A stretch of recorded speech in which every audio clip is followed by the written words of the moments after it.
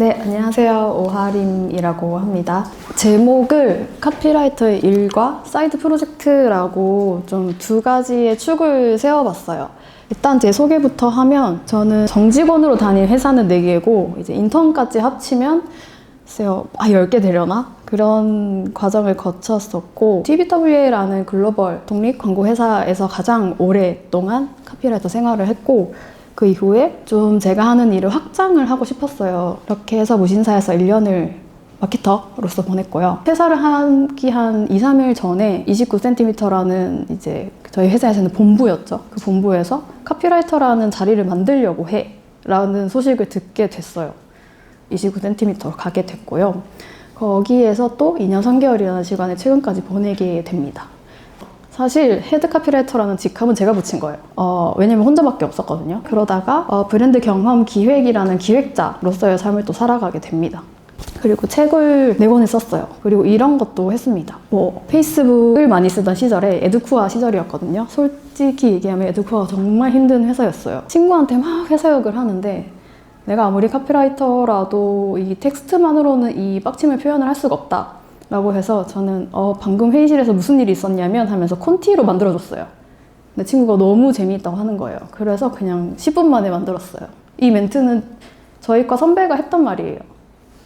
야, 내가 광고에서 힘들다 그랬잖아 했고, 이 사진은 그 데이비드 오길비라는 굉장히 유명한 카피라이터인데 제일 이 멘트와 잘 어울리는 사진으로 골랐어요. 되게 조롱하는 것 같죠? 회사 욕을 여기에다가 몰래 했어요. 그러다가 이게 뜻하지 않게 굉장히 유명해진 거예요. 이러면 안 되겠다 싶어서 이실직고를 했는데 대표님이 엄청 좋아했어요. 제가 있던 회사가 디지털 광고 회사였기 때문에 우리 회사에는 이렇게 자기 스스로 채널을 만들어서 운영하고 이거를 잘 되게 하는 사람이 있어 라는 걸 또 좋게 봐주시더라고요. 그 다음에 마포구로 제가 한 4, 5년 전에 이사를 왔었거든요. 2021년도인가? 그때 그 마포가 너무 좋은 거예요. 저는 동네의 표정이 달랐다라고 늘 설명을 하는데 그 에너지가 정말 좋았어요. 그리고 그들이 소비하는 문화는 또 확실히 달랐고 로컬에 있는 굉장히 매력적인 스토어들이 많았기 때문에 여기저기 다니면서 만들었던 게 도보 마포예요. 그리고 지금은 일본 광고라는 채널을 운영을 하면서 이게 최근에 책으로 나왔고요. 제가 한 8년째, 이제 9년 차인데 1년 동안 모은 문장을 책으로 엮어서 나의 생일에 남한테 선물을 하는 프로젝트를 하고 있어요. 이게 나로 움직이는 문장들이라고 하는데 원체 그냥 모으는 게 습관이 되다 보니까 이것들을 그냥 내버려 두는 게 너무 아까웠던 거죠. 정말 공식적인 책은 아니고요. 제본을 한 거거든요. 한 100권 만들어서 지인한테 나눠주기 시작을 했는데 1년 차에는 지인들이 너무 좋다라고 하다가 2년 차부터는 지인의 지인들이 이거 또 안 만들어요? 라고 하는 거예요. 그래서 그게 8년까지 오게 됐어요. 이런저런 일을 직업과 함께 많이 했던 사람이고요. 카피라이터가 그냥 굉장히 멋진 글을 쓰는 사람으로 봐주는 거는 너무 좋지만 그건 정말 일부분일 뿐이고요. 기본적으로 전략적 사고를 통해서 브랜드를 진단하고 트렌드도 파악해 타깃 고객에게 잘 와닿는 방법을 고민해서 고객의 경험을 기획하는 일이라고 생각을 하거든요. 그 아웃풋이 글쓰기일 뿐. 그렇게 이해해 주시면 좋겠습니다. 그래서 카피라이팅은 아름다운 글이 아니라 신경 쓰이게 하는 글을 써야 한다. 날것으로 얘기를 하면 후킹하는 글, 어그로 끄는 글, 약간 그런 것이겠죠. 왜 그러냐면 아무래도 상업적인 카테고리 안에 있다 보니까 선택받아야 하는 글입니다. 살아남아야 하는 글이기 때문에 그런 전략적인 사고가 필요하고 이게 눈에 띌 수 있냐, 남들과 다르냐, 우리를 잘 나타내냐 그런 것들을 항상 고민을 해야 한다고 생각을 합니다. 그래서 카피 한 줄은 아름다운 작품 이렇게 본다기보다는 결국에 이 브랜드를 돋보이게 한 한 줄의 기획서였을 때 저는 잘 쓴 카피구나 라고 생각을 하거든요. 그리고 굉장히 무서운 질문인데요. 글을 잘 쓰려면 어떻게 해야 되나요? 저는 모르겠어요. 왜냐하면 잘 쓴 글의 기준이 없거든요. 왜 글을 잘 쓰고 싶은데? 그러니까 나를 나타내기 위해서? 아니면 어떤 브랜드에 도움이 되기 위해서? 선택받기 위해서? 돈을 벌기 위해서? 엄청나게 많은 이유가 있잖아요. 그래서 내가 어떤 글을 잘 쓰고 싶은가를 좀 구체적이게 세워놓고 목표를 설정을 해서 그 기준에 맞는가 아닌가를 보면 이 글은 이 목적에 부합하는 글이다 라는 게 좀 보이기 시작하지 않을까 싶습니다. 근데도 글을 잘 쓰는 법이 있다면 모든 글쓰기의 기본기라고 생각을 해요. 지우는 거. 지우는 게 진짜 중요하거든요. 왜냐하면 카피라이터에게도 굉장히 긴 OT 문서와 그 팩트북이라고 하는 이 기업이 어떻게 탄생을 했고 몇 년도에 회장님이 바뀌셨고 어떤 제품이 나와서 뭐 글로벌 지사를 열고 엄청나게 많은 정보가 도착을 하는데 여기에서 지금 2026년에 이야기해야 할 가장 중요한 것은 무엇이냐 빼고 다 지워야 하거든요. 그래서 잘 쓰기 위해서는 가장 중요한 걸 알아보는 눈이 필요하다라는 말씀을 드리고 싶고 사람들은 굉장히 하루 동안 많은 콘텐츠와 글을 보기 때문에 짧을수록 좋아요. 짧을수록 좋은데 그 짧은 거 안에 내가 원하는 말이 들어있으면 제일 좋겠죠. 보통 그런 함정에 굉장히 많이 빠져요. 만든 사람은 내가 만든 것들이 굉장히 소중하잖아요. 그러니까 내가 얼마나 힘들게 만들었는지를 설명을 하거든요. 근데 이거를 쓰고 싶은 사람은 나한테 뭘 줄 수 있는 건지를 궁금해해요. 그래서 글을 쓸 때에는 중요한 것들을 지우는 연습을 하면서 듣는 사람이 듣고 싶은 말을 해야지 내가 하고 싶은 말을 하면 이게 잘 만나지를 못하더라고요. 이 상업적인 글이 가장 유의미하려면 최대한 많은 사람들이 봐야 되고 그 많은 모수를 확보를 해야 그 중에 누군가가 구매를 하겠죠? 근데 그 많은 모수가 모두 이해하려면 제일 쉬운 말이어야겠죠? 항상 회사에서도 중학교 1학년 학생이 알아들을 정도로 쓰자 이런 기준을 두고 글을 고치고는 합니다. 그 지울 수 있다는 용기는 나는 가장 중요한 게 뭔지 알아 선택을 할 수 있는 눈을 가졌다는 거 그게 가장 글쓰기에서 중요하다고 생각을 합니다. 사이드 프로젝트를 시작을 할 때의 저의 그런 순서 같은 것들을 알려드릴게요. 처음에는 주제를 찾는 건데 일본 광고 뭐 어떤 걸 해볼까? 마포구가 너무 좋은데 마포구로 뭐 해볼 수 없나?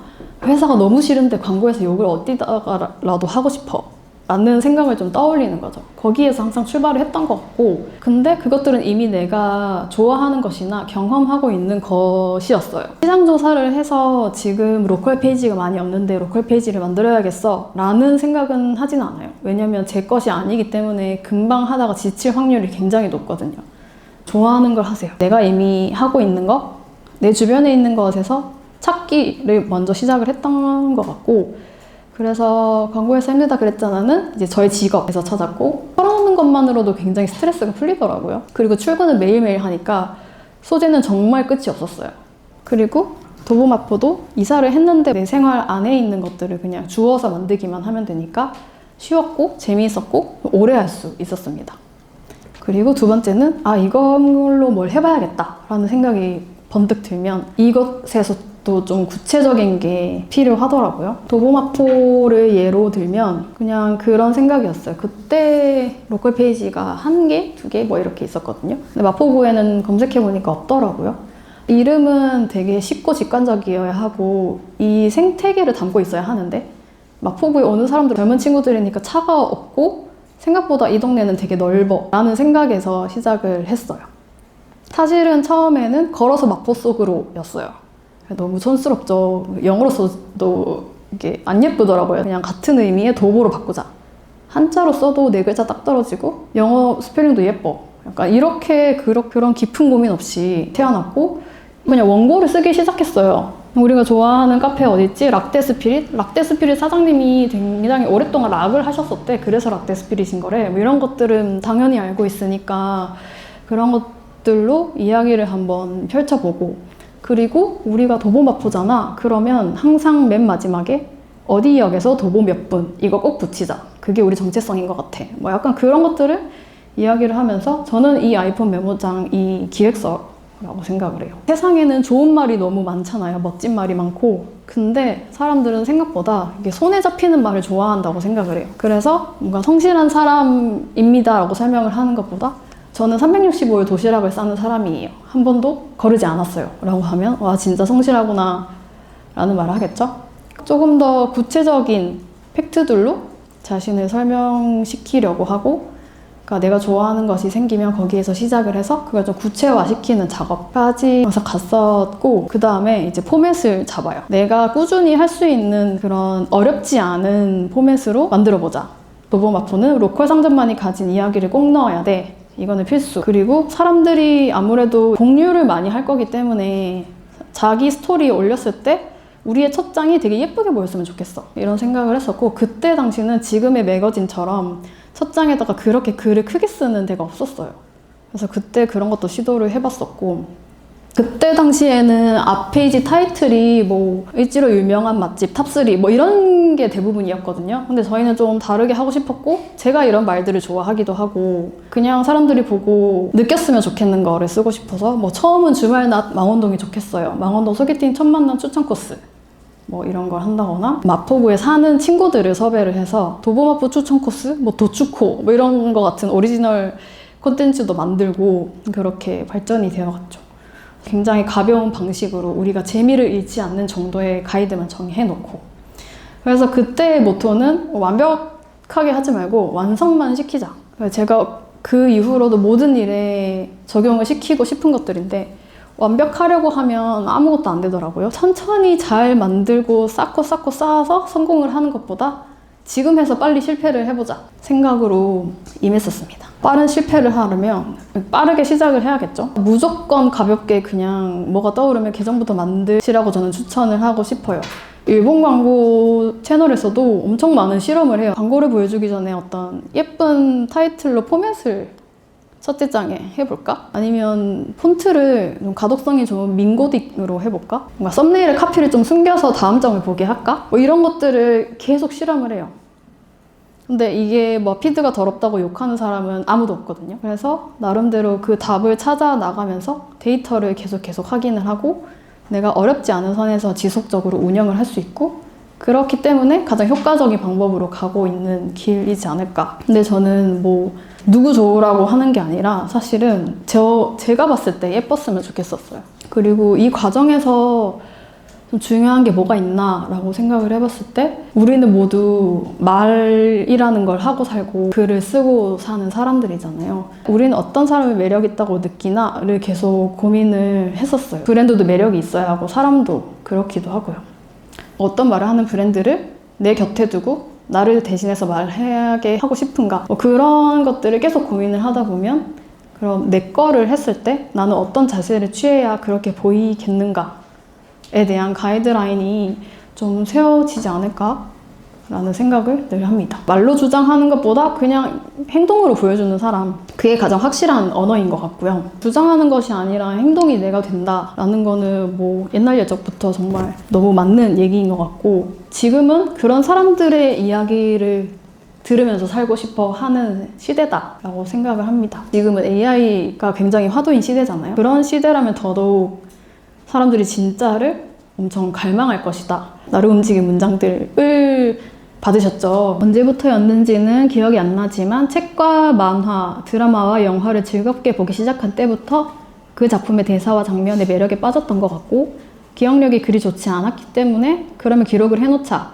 라며 문장을 모으기 시작을 했다. 사소한 문장 하나하나에 힘을 믿는 카피라이터라는 직업을 가지면서 살다가 스치는 많은 문장에 감동을 받을 수 있는 사람이 되었으니 이거를 엮어서 책으로 만들어야지 라고 생각했던 게 10월쯤이었고, 제가 생일이 11월이거든요. 아, 그러면 이거 선물하자. 왜냐하면 1년 동안의 나를 만든 것들은 문장을 포함한 내 주변의 사람들인 것 같거든요. 나는 나를 만든 또 다른 문장들을 나를 만든 사람들한테 드리겠다 라는 취지로 좀 시작을 했어요. 2018년에 시작을 했고, 그때 30살이었습니다. 이건 작년에 친구가 올려줬던 사진인데, 이게 어느새 사람들한테도 이렇게나 막 쌓여 있더라고요.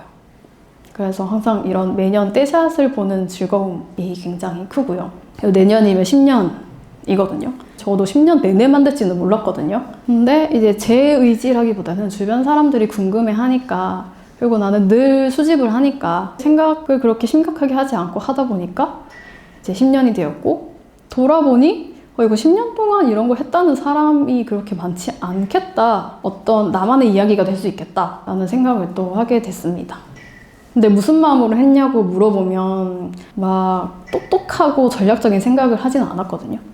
그냥 했고, 좋아서 했고, 해달라고도 했고, 그리고 이게 아무래도 남의 말이 있는 거기 때문에 이게 문제가 되지 않도록 판매는 하지 않거든요. 그래서 공짜로 나눠드리고, 그러다 보니까 이제 심리적 장벽이 그렇게 높지 않고, 사람들이 언제 나와요 하면 아직 시작도 안 했지만 뭐 신청받습니다 이렇게 해놓고 결국에는 또 하게 만들고 이런 식으로 좀 꾸역꾸역 해왔던 것 같아요. 그 꾸역꾸역 했던 것들은 다 날아가고 10년 동안 했어 라는 게 결국 남아있는 거죠. 특별하고 싶어서 했던 것도 아니고 그냥 하고 있었고 할 수 있는 거를 했을 뿐이었던 것 같습니다. 나로 움직인 문장들은 그렇게 만들어졌습니다. 뭐가 좋은지 모르겠을 때는 무조건 많이 보라는 말씀을 드리고 싶어요. 그 피카소가 평생 동안 5만 점의 작품을 만드셨다고 하는데 이게 성인이 된 후에 활동을 했다고 가정을 하면 매일 거의 2개 정도 되는 분량을 만들어냈다고 하더라고요. 이렇게 자기의 것을 계속 찍어내면서 만들어내는데 또 우리가 기억하는 거는 단 1~2점의 작품이잖아요. 그러니까 하물며 이 과정도 하는데 나는 계속 고민만 하고 가만히 있지 않았나? 라는 생각을 또 하게 돼서 뭐 많은 것을 보든 많은 것을 만들어내든 데이터를 확보를 하는 게 굉장히 중요하다고 생각을 해요. 그래서 좋은 것을 알아보는 눈을 가지려면 최대한 많고 최대한 다양한 것을 보는 게 좋다고 생각을 하고, 그리고 남들이 싫다고 하는 것도 보기. 싫은 것도 왜 싫은지에 대한 구체성이 있으면 정말 제대로 싫어할 수 있어요. 데뷔의 순간이라고 그 감독님 17분이 모아놓은 자기의 되게 찌질했던 순간부터를 모아놓은 책이 있어요. 거기에 나온 말인데 박찬욱 감독님이 뭔가 대단할 것 같다는 착각 속에 살았다? 근데 그 착각이 지금의 나로 이끌어준 것 같다. 저는 그 착각의 시간이 좀 필요하다고 생각을 하거든요. 왜냐하면 사람이 너무 현실적이어도 나아갈 수가 없다고 생각을 해서 나는 뭔가 이걸 할 수 있을 것 같아 라는 착각이 굉장히 큰 동력이 된다. 그래서 목표점을 저기에 찍고 착각하는 것도 좋은 방법이고, 저는 그냥 당장 오늘 하루만 사는 것도 굉장히 좋은 방법이라고 생각을 해요. 계획은 계획대로 되지 않는다는 것을 알고 있기 때문에 그냥 뭐라도 오면 기회가 잡을 자세만 취해놓고 내 발끝만 가고 오늘만 산다 라는 것도 굉장히 심플하고 스트레스를 안 받는 방법이기도 했습니다. 그래서 잘 되면 성공하면 좋지, 근데 안 돼도 끝내주는 추억이 될 수도 있겠다 라는 생각으로, 그럼 안 좋은 결과가 없잖아요. 그러니까 이런 결과만 있다라고 생각을 하면 무엇이든 할 수 있겠다 라는 생각으로 좀 가슴속에 새기고 살아가려고 하고 있습니다.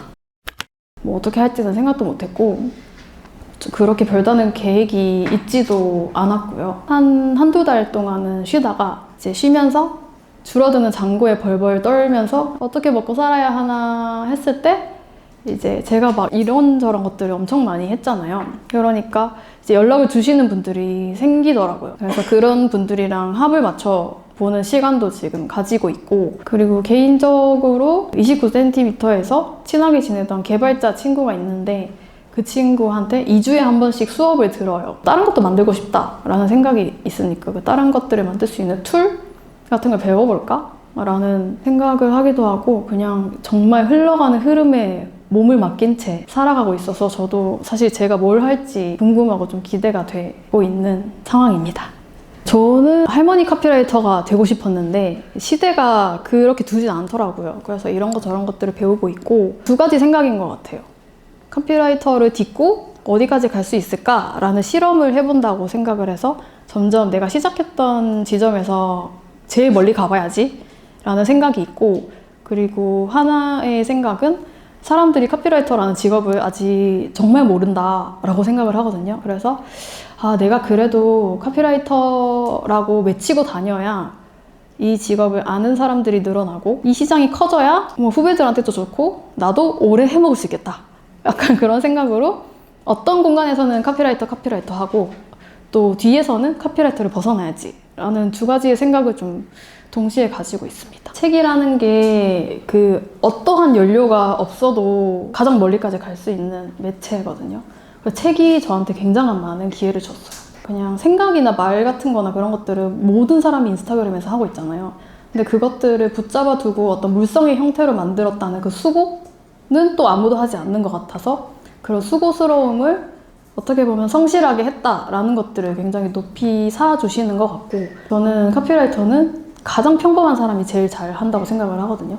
그래서 나도 엄청 평범한 사람이기 때문에 내가 영감이라고 지정한 게 정말 많은 평범한 사람들한테 공감을 얻을 수 있었던 거라서 그런 것들도 잘 봐주시지 않았을까 생각을 하는데, 저는 되게 좋아하는 걸 좋아하는 사람이에요. 내가 좋아하는 것을 향해서 가고 있다는 게 심리적으로 엄청난 만족감을 줘요. 근데 그거를 제가 어렸을 때부터 했어요. 그러니까 어렸을 때 동방신기를 좋아했고 만화를 좋아했고 진짜 끝까지 좋아했거든요. 이렇게까지 좋아하는 사람이 있었을까 싶을 정도로.